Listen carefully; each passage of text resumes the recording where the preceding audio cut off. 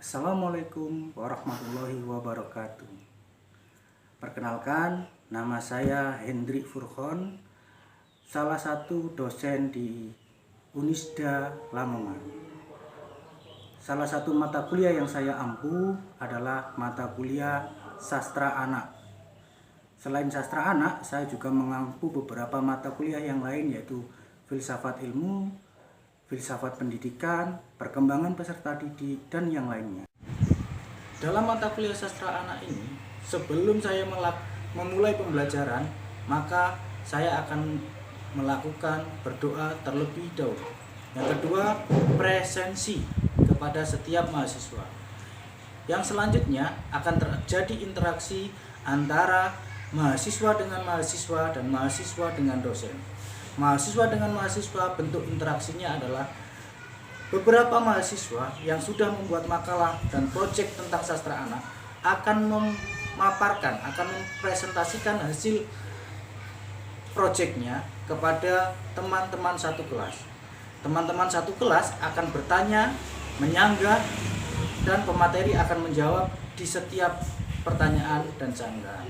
Sementara dosen akan menjadi jembatan untuk memberikan pemahaman lebih terhadap mahasiswa terkait topik-topik yang sudah didiskusikan, terkait topik-topik yang telah dipaparkan dan dihubungkan dengan kehidupan sehari-hari. Akan dipaparkan juga penjelasan bagaimana permasalahan-permasalahan sastra anak di masyarakat dan akan diselesaikan di dalam setiap satu pertemuan mata kuliah. Dalam mata kuliah Sastra Anak ini, ketika kontrak kuliah sudah disepakati oleh mahasiswa dan dosen bahwasanya nilai diperoleh dari 1. Keaktifan, 2. Keterampilan, yang ketiga bobot nilai UTS dan UAS. Keaktifan memiliki bobot yang paling besar, yaitu 40%. Karena di dalam keaktifan selain hadir setiap kali dalam mata perkuliahan hanya diberi dispensasi 1 atau 2 kali tidak masuk.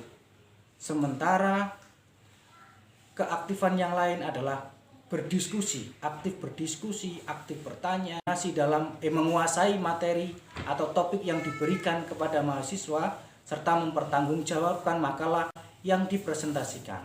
Selain itu, kekreatifan dalam membuat karya sastra anak juga sangat diperhitungkan, terutama karya sastra yang bersifat originalitas.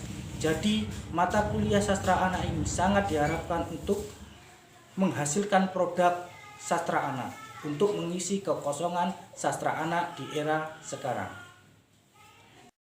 Untuk bobot UTS diberikan bobot 25%, sementara untuk UAS diberikan bobot 35%. Kenapa ini disampaikan saat kontrak kuliah? Agar mahasiswa mempunyai strategi untuk mengatur bagaimana ia berhasil lulus di mata kuliah sastra anak ini. Latar belakang munculnya mata kuliah sastra anak adalah melihat fenomena kekosongan sastra anak di masyarakat secara umum. Selain itu, kebanyakan sastra dipandang adalah karya seni yang hanya untuk mengisi waktu luang. Padahal, sastra terlahir tidak terlepas dari kekosongan budaya belaka. Karena terlahir dari budaya, maka sastra pasti memiliki nilai-nilai yang bermanfaat bagi kehidupan sehari-hari. Salah satu contohnya adalah sastra anak. Sastra anak ternyata memiliki dampak positif bagi anak, salah satunya mengembangkan keterampilan berbahasa anak. Termaksud bagaimana mengenalkan kepada anak terhadap nilai-nilai budi pekerti luhur. Tentu kita semuanya tahu, di era modern ini sastra anak sangatlah jarang diciptakan.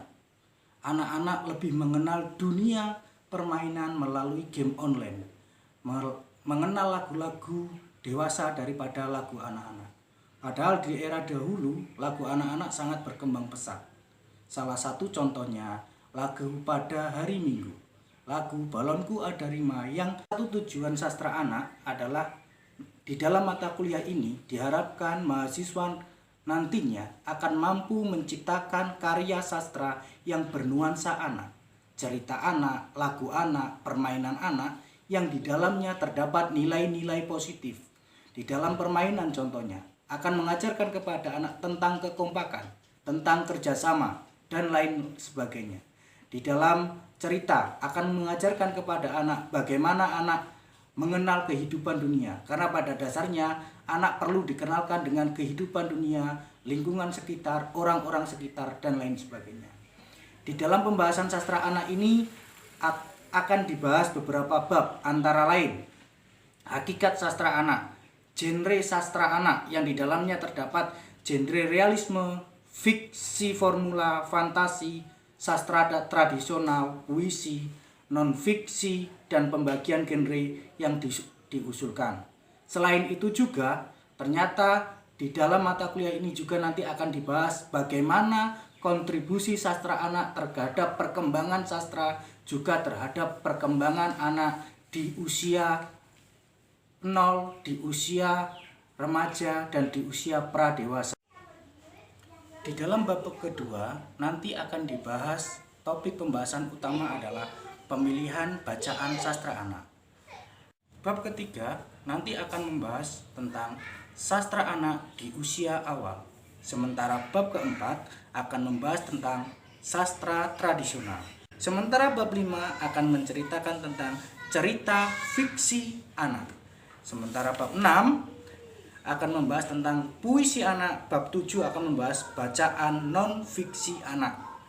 Untuk bab 8, bab terakhir akan membahas tentang komik anak. Mata kuliah sastra anak ini adalah mata kuliah dengan bobot 2 SKS. Untuk pertemuannya sekitar 16 kali pertemuan. Pertemuan ke-8 UTS dan pertemuan ke-16 adalah UAS. Selain mengerjakan UTS dan UAS, mahasiswa diwajibkan untuk menghasilkan produk tentang sastra anak. Bisa cerpen anak, puisi anak, atau skema permainan anak. Berikut adalah cuplikan ketika saya mengajar mata kuliah sastra anak di salah satu pertemuan. Assalamualaikum warahmatullahi wabarakatuh. Waalaikumsalam warahmatullahi wabarakatuh. Sebelum kita mulai mata kuliah pada pagi hari ini, marilah kita berdoa terlebih dahulu sesuai dengan kepercayaan agama masing-masing. Berdoa mulai.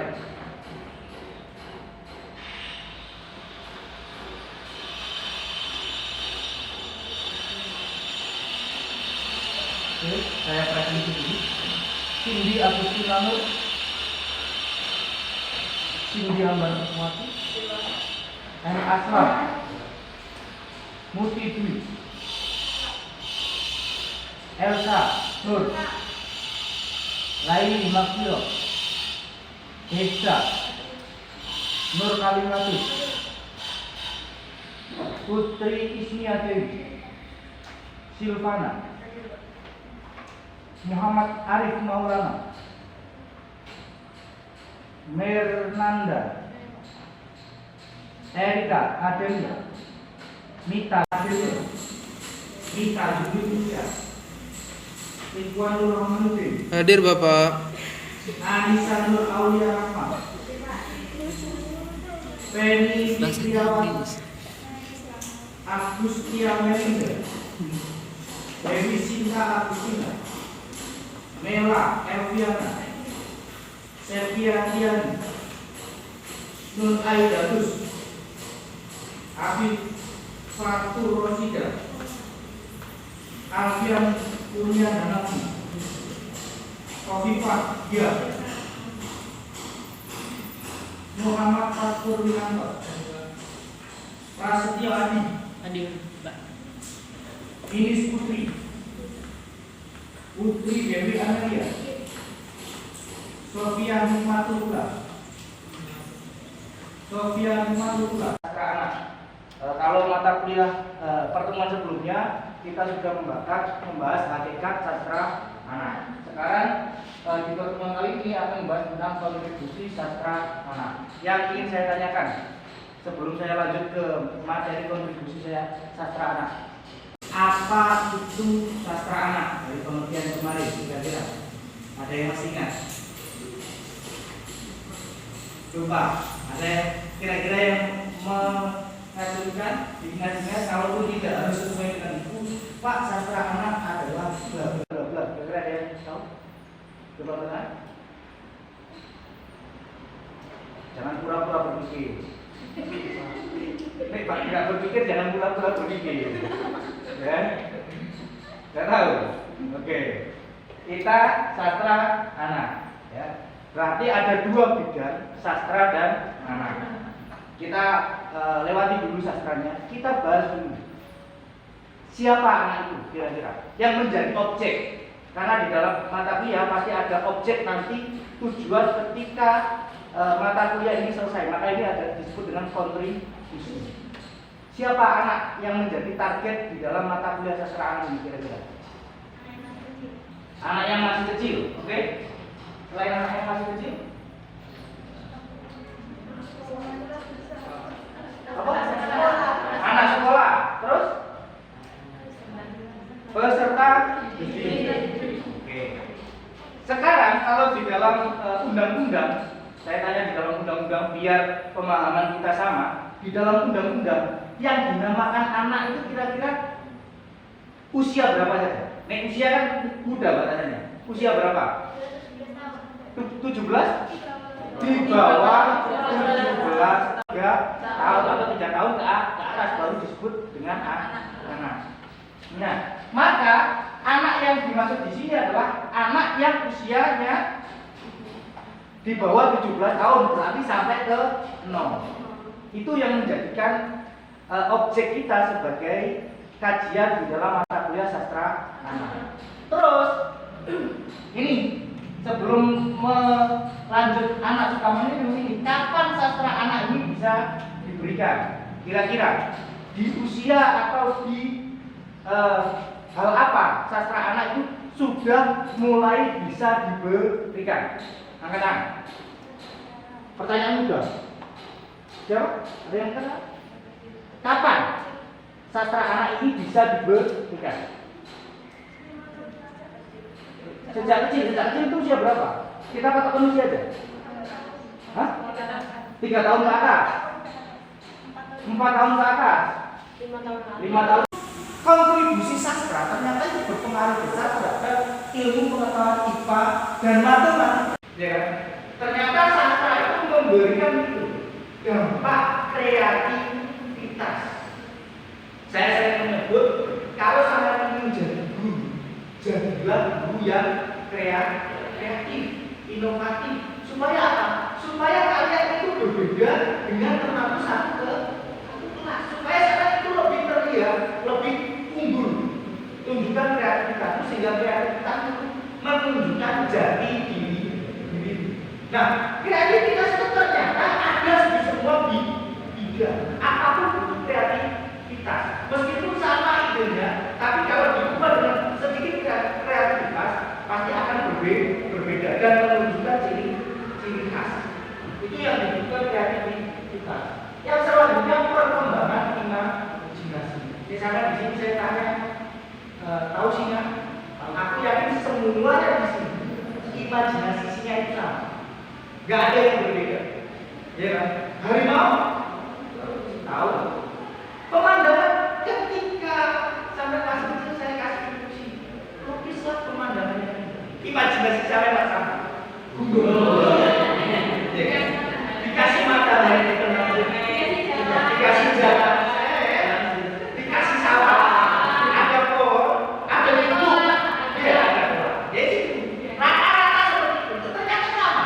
Imajinasi anak milenial, kalian kenal anak milenial di era lahir tahun 2002 dengan saya anak yang generasi X lahir tahun 92 sama.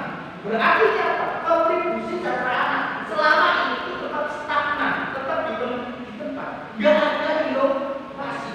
Makanya sampai muncul beberapa mata kuliah tentang sastra. Banyak lagi lihat terbukun, lihat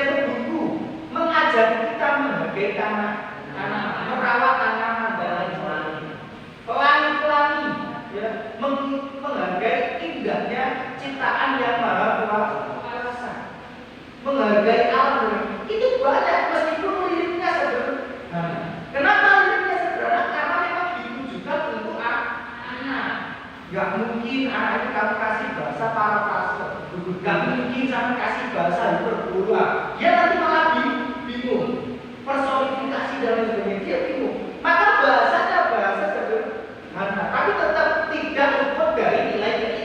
Nah, jangan lihat pelangi-pelangi awan kamu, merah kuning hijau, bilang ya biru.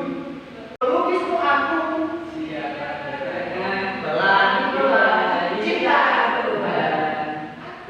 Bangku ada 5 rupa-rupa warna, hijau kuning gelap, merah muda dan biru. Aku tetap ada nilai ketinggalannya. Supaya mudah diingat, supaya mudah didengar dan mudah diaplikasikan. Ya, oke ya. Oke, sudah selesai untuk pertemuan hari ini. Silakan yang mau bertanya atau monggo lain itu apa? Lain.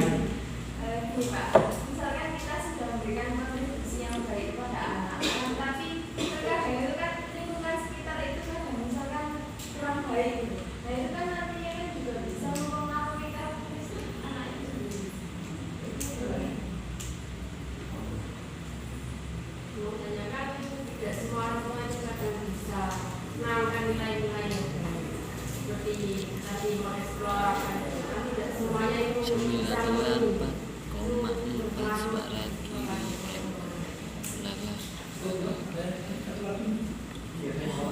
Yang laki-laki perwakilan dari laki-laki cukup dua. Yang pertama dari Mbak Lain, pertanyaannya jika kita sudah berusaha dengan baik ya mendidik anak kita, tapi lingkungan itu selalu ikut campur yang menjadi patokan utama ya, makanya ada yang mengatakan ketika anakmu selesai bermain dari luar, kamu bermain dengan siapa? Kamu bermain dengan apa? Kira-kira tadi bermainnya apa? Ini satu, menjaga satu keamanan anak. Yang kedua, kontrol emosi anak. Yang ketiga, menambah bentuk kepercayaan diri anak. Ada bentuk diskusi. Meskipun sejak kecil, jangan diremehkan. Bentuk diskusi sejak kecil ini itu menanamkan keterbukaan sejak awal, supaya anak nanti ketika dia dewasa mengalami masalah yang besar, itu larinya nggak akan jauh, pasti larinya ke orang tua, karena orang tuanya sudah menanamkan sifat terbuka, sifat peduli, sifat care terhadap masalah anak-anak. Itu sejak kecil harus ditanya, nah tadi bermain dengan siapa? Apa yang kamu mainkan? Terus kira-kira ada perkembangan bahasa apa? Biasanya perkembangan bahasa ini nanti tidak akan diceritakan, tapi di setiap hari nanti pasti akan muncul. Misalnya kata-kata kotor, nah itu langsung tanyakan. Nah, kok sampean bisa berkata seperti ini?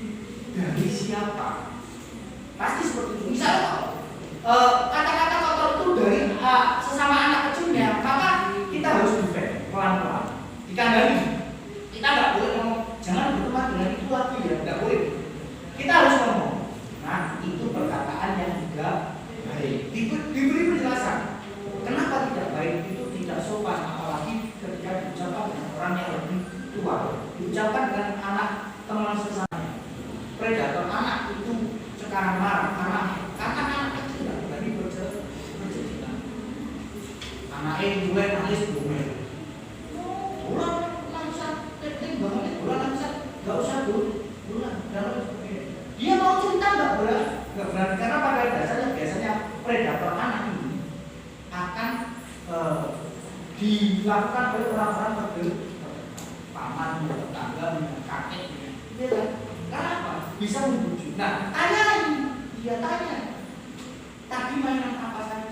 Kira-kira badannya ada yang bentuk atau tidak? Itu adalah punya. Tengok boleh pelayaran kunci. Itu ada. Sentuhan boleh, kepala, tangan, kaki. Sentuhan tidak boleh, sentuhan tidak boleh. Yang tertutup baju dalam. Itu nyanyian, tapi memberi nilai kasih. Dan itu perlu dijelaskan. Nah, nih ada orang lain selain orang tua. Nih orang tua misalnya anak laki-laki ya berarti selain papanya, selain bapaknya. Nih menyentuh bagian yang ditutupi baru saudara bilang karena itu adalah tidak benar. Itu adalah prediksi awal supaya anak itu terjaga dari kegiatan predator anak atau kekerasan seksual. Perempuan juga dibilangi. Ya kenapa nggak boleh jelaskan? Nggak apa-apa itu. Jangan kita menganggap tabu itu sehingga kamu nggak mau menceritakan sehingga anakmu nggak tahu. Dijemuk mamanya, dijemuk saudaranya, tetangganya dia diam aja. Lalu sekarang ini biasanya tetangganya ini akan melakukan itu terus. Maka cerita anak bisa sama pernah diceritakan. Lagi itu pegang dari saya. Meskipun anak kecil ya, perempuan. Nah itu perlu kamu oke nah. Besok hati-hati nih dengan orang dewasa kamu berhubungan. Besok kamu jangan main sama. Karena orang dewasa bukan anak kecil. Dan kamu harus bertindak terhadap orang itu. Kandani mana? Tegaskan lagi supaya dia tidak melakukan itu. Biasanya kenapa? Itu sampai berlanjut ke hal yang karena ketika tanda-tanda awal itu tidak terdeteksi.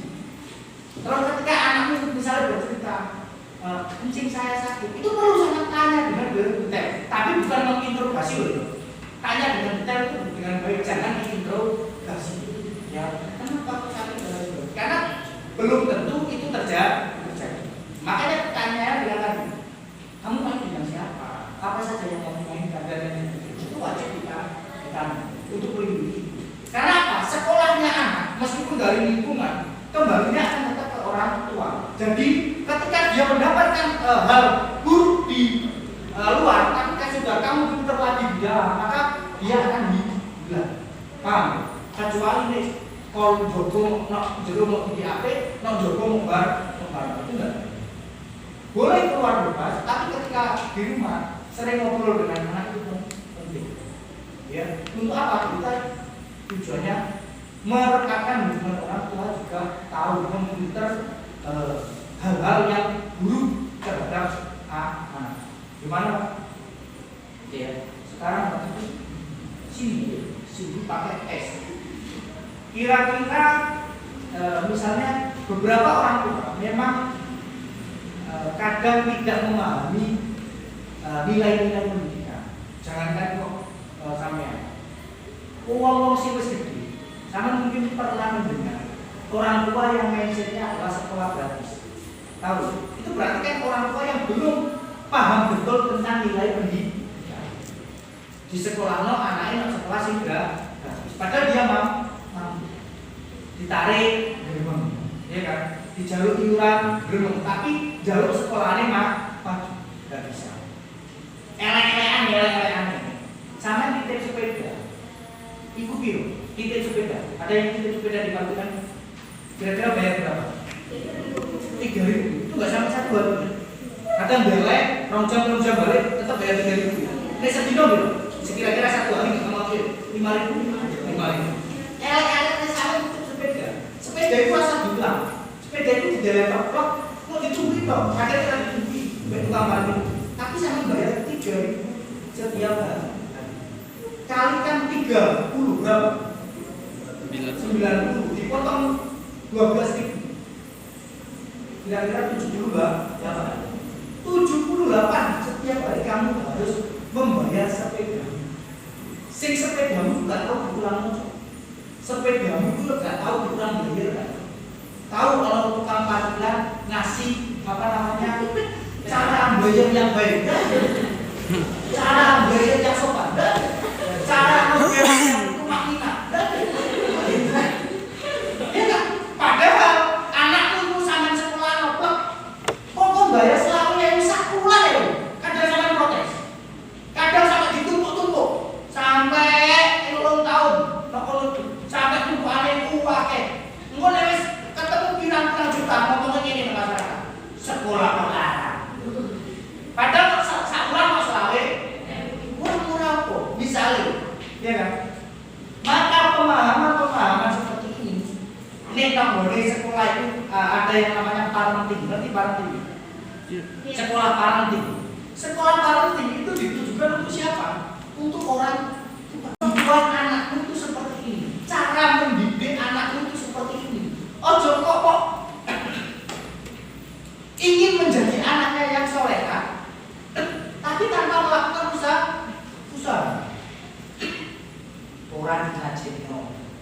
Tapi cita-citanya anakku ingin jadi anak yang soleha, penghafal Al-Quran, memberi mahkota saya di surga. Ikhtiar itu loh. Maka butuh parenting, sekolah parenting. Sering-sering keringetno pengajian untuk menambah pemahaman. Nah, orang-orang tua yang model seperti ini harus bisa datang pelan-pelan. Gak bisa tapi secara kamu salah, gak bisa. Karena setiap orang dewasa itu punya pemikiran masing-masing. Jadi misalnya kalau sampean gimana cara memahamkan itu, bisa kaji kalau pendidikan tentang anak, tentang ngaji soal anak dan sebagainya. Karena anak itu pada dasarnya adalah tanggung jawab orang tua. Nggak bisa terlepas dari yang namanya orang tua. Seperti itu. Ya. Terima kasih ya. Besok tugas untuk pertemuan besok adalah tugas kalian untuk membuat proyek, ya, proyek masalah, mempresentasikan dan meneliti kira-kira pengaruh besarnya sastra anak di dunia anak itu seperti apa. Itu nanti dipresentasikan satu-satu. Ya, kita diskusi bersama. Seperti biasa kita nanti akan ada tanya jawab, ada materi dari kalian. Tujuannya apa? Menambah kecakapan kalian. Supaya apa? Supaya sangat berlatih untuk berbicara yang baik, berbicara yang profesional, berbicara yang ada guna. Ketika salah tidak apa-apa. Karena nanti tetap ada penengah dari saya membenarkan atau menambahi jawaban-jawaban yang sudah ada. Sampai di sini, terima kasih. Saya akhiri. Assalamualaikum warahmatullahi wabarakatuh.